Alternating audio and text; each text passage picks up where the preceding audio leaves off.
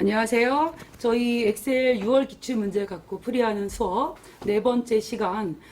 이번에는 피벗 테이블에 관련된 문제였습니다.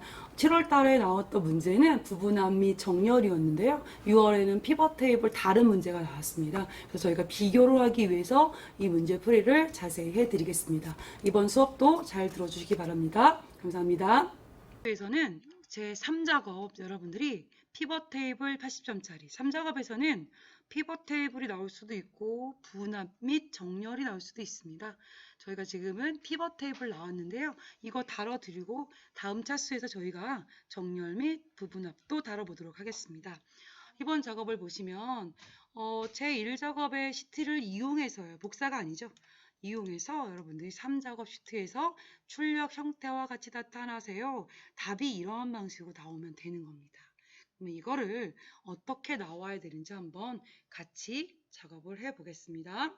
엑셀로 돌아오셔서 여러분 1작업 시트를 이용해서라고 하는데 여러분 여기 계산한 데는 항상 영역을 잡지 않습니다. 아시죠? 저희가 1작업도 항상 어디요? 전체라고 하면 B4번지부터 H12번지가 전체라는 겁니다. 이 부분을 영역을 잡으셔가지고요. 아예 여러분들 홈에서 홈 옆에 삽입이 있습니다. 삽입에 가시면 뭐가 있냐면 피벗 테이블이라고 있네요. 피벗 테이블은 뭔가를 재정리하는 거라고 보시면 되겠죠. 간단하게 피벗 테이블 눌러주시고요. 범위가 나오는데요. 1작업의 범위를 우리가 이렇게 잡아놨네요. 그럼 따로 잡을 필요가 없겠죠. 이 범위가 맞습니다.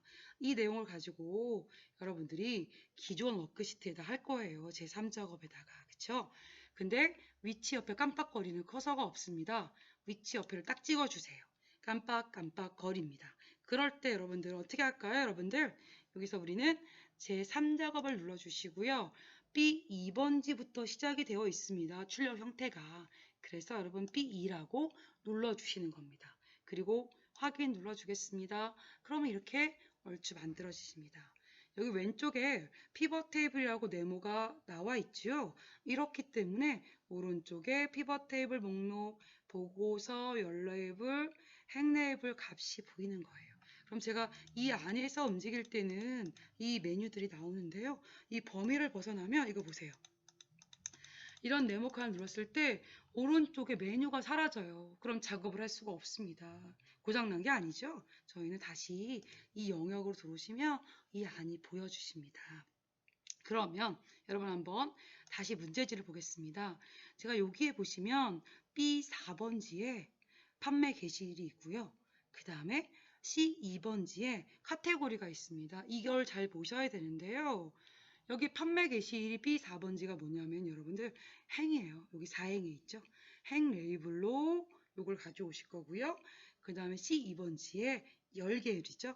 여기다가 여러분이 카테고리를 가져갈 겁니다. 이 제목을 보시고 이대로 따라해 보겠습니다.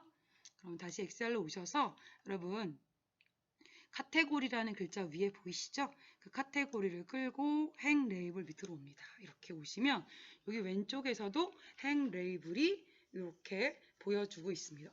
근데 지금 카테고리를 제가 잘못 갖고 왔네요. 그죠?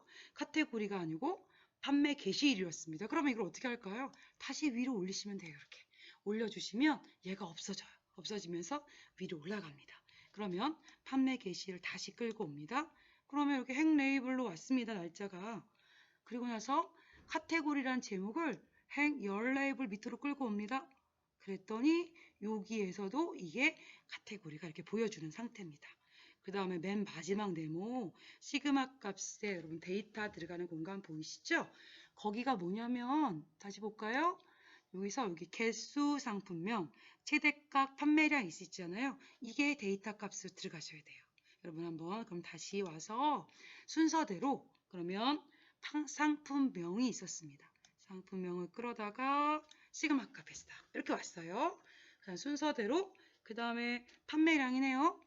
판매량을 끌고 요 밑으로 갔다 오시면 돼요. 순서도 바꿔주시면 안 돼요. 이렇게 왔습니다. 그럼 다 됐는데요. 문제지에서는 여기가 판매 게시일 카테고리라고 나왔고요. 그럼 이것도 고치셔야겠죠? 다시 와서 행 레이블이라고 되어 있잖아요. 그럼 여러분 이거 그냥 고치시면 찍고 그냥 덮어 씌우는 거예요. 지우지 마시고 판매 이렇게 C1 쓰고 엔터를 치시면 돼요. 그 다음에 C2번지는 카테고리라고 써 있습니다. 카테고리라고 쓰고 엔터 치시면 이렇게 들어갑니다. 고민하지 마시고 그 제목을 그대로 써주시면 되겠습니다.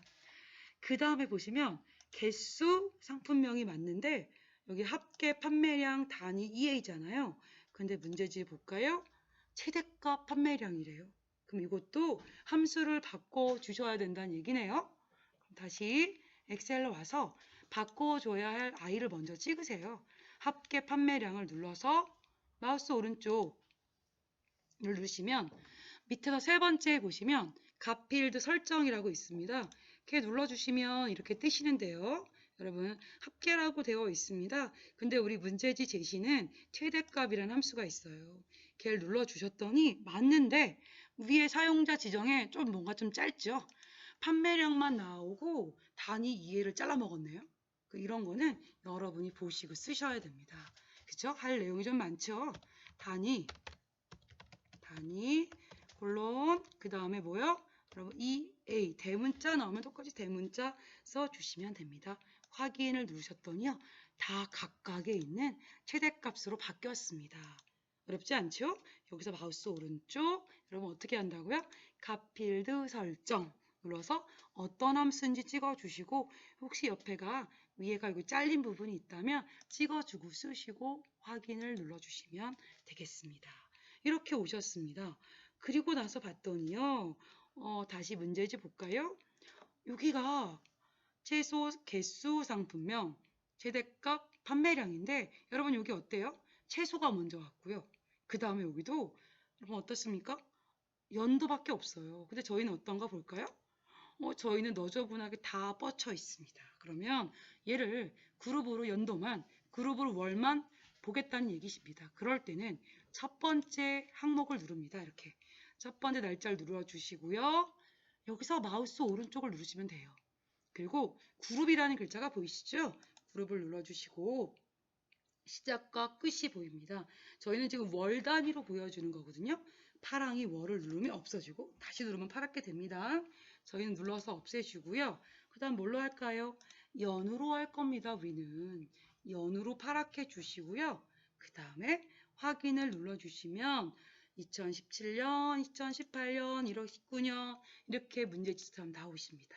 혹시 내가 잘못 묶었습니다. 어떻게 할까요? 다시 첫 번째 걸 눌러주시고 오른쪽을 눌러서 그룹 해제라는 글자를 눌러주시면 다시 원상태로 쭉 풀어주시면 간단하게 묶어서 보실 수 있습니다. 다시 한번 해보겠습니다. 여기다 대고 마우스 오른쪽 그룹 그쵸? 그래서 월을 파란 걸 지어주고 우리는 연도로 주겠습니다. 그리고 확인을 눌러주겠습니다. 그럼 이렇게 묶여졌습니다. 이것도 얼추 됐고요. 이제는 여러분 문제 다시 볼까요? 아까 채소도 이제 할 거고요, 여러분들. 그 다음에 여기 별표 2개. 그 다음에 숫자들은 컴마가 들어가 있고 별표들은 가운데가 있습니다. 여기 위에 보시죠? 판매 게시를 그룹화 했고요. 레이블이 있는 셀 병합하시고요. 가운데 맞춰주고 빈 셀도 주세요. 라고 문제가 되어 있습니다. 그걸 다시 엑셀로 돌아오셔서 여러분 과일이 계속 나오니까 거슬리잖아요. 채소를 앞으로 빼볼까요? 그러면 카테고리 옆에 화살표가 있습니다. 눌러주시고 텍스트 오름차순 내림차순이 있습니다. 저희가 모르겠으면 두 개 중에 하나 누르시면 되는데 보통 채소가 나왔다는 얘기는 내림차순이겠죠. 가나다 순으로 시험지는 거의 내림차순이 나오고 있습니다. 기억이 먼저 나오면 오름차순 뒷글자가 먼저 나오면 내림차순입니다. 그리고 나서 이제 맞춰줬는데요. 이쪽으로 한번 보시면 여러분들 여기 전체 어쩌고 저쩌고 이런 내용이 보입니다. 이 부분이 없어져야 돼요. 그럼 그 부분을 어떻게 하고 이 글자들에 컴마를 주고 빈 공간들에 이제 별표 2개를 주시면 끝납니다. 그럴 때는 이 안쪽에 하얀 공간이든 빈 공간이든 숫자가 들어가 있는 공간이든 안쪽과 아무거나 누르시면 됩니다.